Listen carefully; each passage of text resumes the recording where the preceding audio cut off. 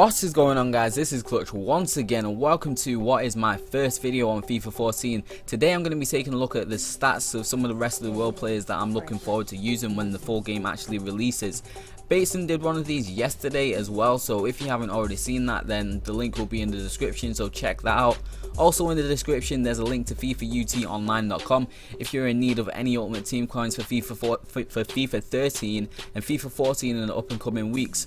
But let's get into the players that I'm actually looking forward to using. This video I'll be going through 5 gold players from the rest of the world, and if you'd like to see me do the silvers from this league, then let me know in the comments. But to kick things off, we have Dario Leko, who is a Croatian right back. This may seem like an odd choice at first, but I've watched him play for Shakhtar many times before, and believe me, he is a solid player. You can see from his stats he has great ball control and phenomenal crossing as well with 87. So he'll be a good asset going forward and whipping crosses into the strikers if you're that type of player that loves to get his sweat on every now and again. I know quite a few people in the community that are like that. I'm not one of those myself, but I may have to whip in a few crosses with him. It'll be too hard to resist. But not only that, but if you look at his passing, 84 on his face stats, 86 long pass and 82 short pass on his in-game stats. That basically shows that he can ping a few passes if needed, especially since he's got a vision stat that's fairly good as well. This man seems like he can do everything basically from his stats. As we move on to his set piece taking abilities, as we've already mentioned before, he's got great crossing, so his corners will be decent. I'll be sure to net a few free kicks with him as well, because with those stats at 86 free kick accuracy and 85 curve, there's no way I'm going to miss with that, because usually mid 80, 80 and above I can net free kicks with, so I shouldn't really have a problem with this guy. And also I'll bag a few from the spot as well. If you look at his penalty taking abilities, he's got 86 penalties, and he's also got the long throw trait, so if you want to do your best Rory Delap impression, you can. It's a shame that, I don't know how throw-ins will work on FIFA 14, but it's a shame that they don't, the long throw doesn't really, it's not that effective on FIFA 13, to be honest. I've never scored from it, so hopefully that'll be a lot more effective this year, but we'll have to wait and see. One last thing to note as well, you won't find any better gold right back at all in this game with better shooting than Cerner, because even Dani Alves doesn't match him. He's got 72 shooting, Cerner's got 75. The only person that actually matches him from shooting at right back is Gardner. He's got 75 as well, but he's a silver, so Cerner's actually the best in terms of gold for shooting at right back. But the only thing that I think will let him down at times is his pace and also his work rates, because they're high, so his stamina will deplete fairly quickly, and he's not the quickest at all, so if you come up against really pacey wingers, you may be in trouble. But aside from that, I think he's a very solid player from the look of his stats, and I hope he actually does prove to be one in the actual game, but we'll have to wait and see. And the next player we have on the list is Yilmaz. You probably already know him by now because of last year. This year, because FIFA 13 hasn't actually ended just yet.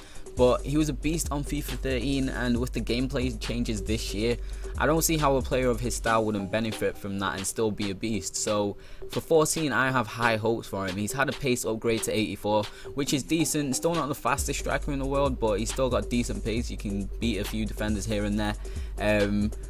But right here for Yilmaz, I'm looking at his strength. Like, strong players are the way forward for FIFA 14. I've been told by various other YouTubers that have had the chance to play the game already.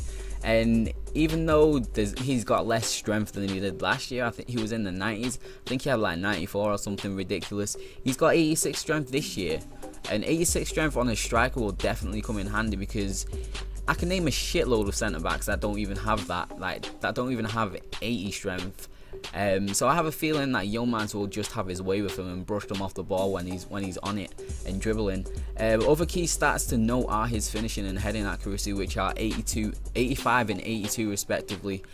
So he'll definitely be able to bag a few goals, whether it be in the air or whether he takes it down to feet and smashes it home. But there you have it. Those are the reasons I'm looking forward to trying out Yilmaz. Moving on to our third player, we have Drogba, and basically what I just said for Yilmaz applies for this man, and I just saw this comment on Foothead that I have to share with you because it just says it all. It was roses are red, Drogba is black, it's foot 14, and he's finally back.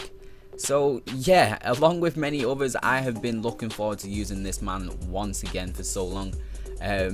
And I'm happy that he's going to be in 14. Such a beast on previous FIFA titles, and just look at his stats: 85 finishing, 89 free kick accuracy, one of the most lethal noggins around with 90 heading accuracy, 80 long shots, 85 penalties, 88 shot power, and most importantly 88 strength. Like, wow, what an absolute tank he should be. But because of all the hype, I can honestly see him being an expensive motherfucker. Like, yeah, he for the start at least he's going to be expensive. I don't know whether his price will drop over time, but I don't know. We'll have to wait and see. There's a lot we have to wait and see about. But the only downfalls I see with him are his pace and work rates, only because his stamina will deplete.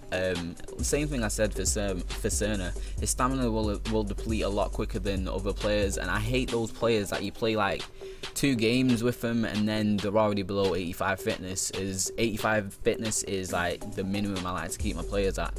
Anything below 85 and I'm slapping a fitness card on you. And yeah, that is Didier Drogba for you. So we've had players from up front and from defence. Now it's time to throw a midfielder in there. And oh my god, how much I'm looking forward to using this guy. I'm looking so much forward to trying Bernard. 5-star skill and 4-star weak foot. That's all I need to say. I'm done on the matter.